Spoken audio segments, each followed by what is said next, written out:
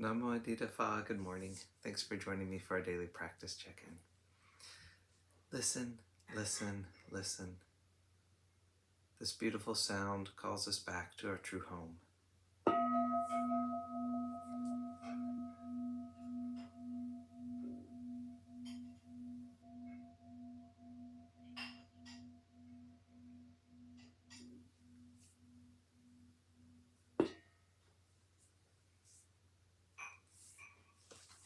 The second mindfulness training.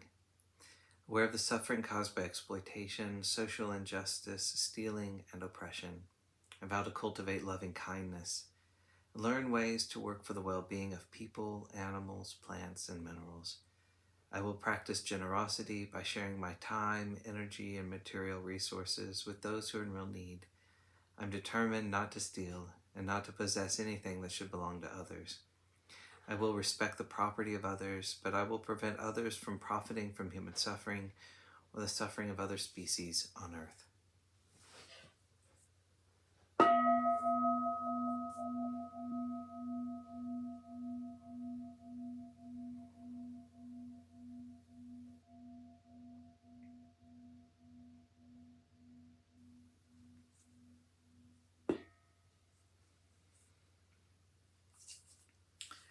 For our Dharma lesson today, we're beginning the appendix, Images of Causation by Ajahn Amaro from his book Catastrophe, Apostrophe. This evening I've been asked to offer some reflections on the Paticcasamuppada, to pass on a few of the different images I've used in the past, which have helped illuminate its meaning for me. First of all, it occurred to me how much similarity there was in the way in which the Paticcasamuppada ran, and the way that one can look at the arising of the human being from the raw matter of existence. The Paticcasamuppada is a pattern that is trying to describe the way in which persons and their suffering arise. In the Buddhist world, it is often stated that these stem primarily from ignorance.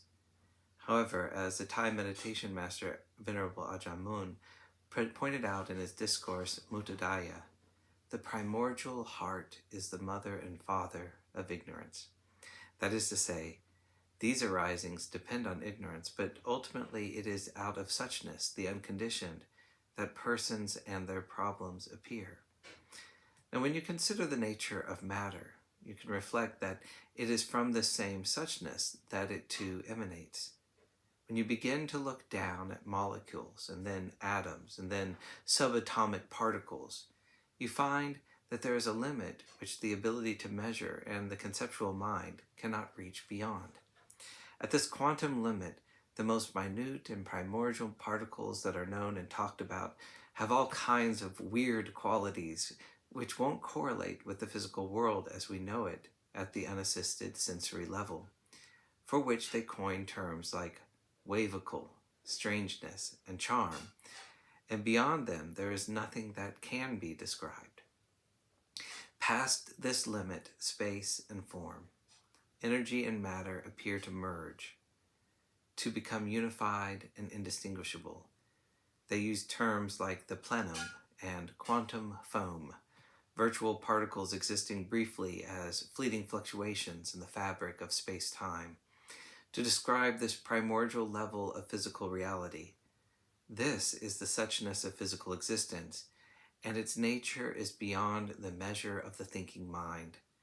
As soon as there is ignorance, however, that is, as our focus relaxes and we are not totally with that sense of suchness, at that moment, formations arise.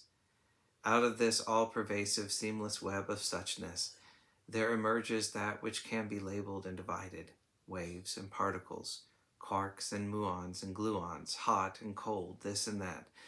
So formations or compounded conditions are that which is formed, that which has got a pattern.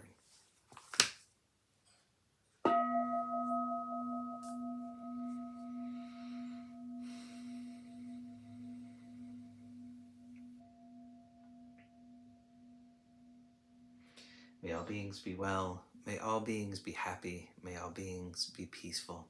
Sadhu, sadhu, sadhu. Thanks for joining me today.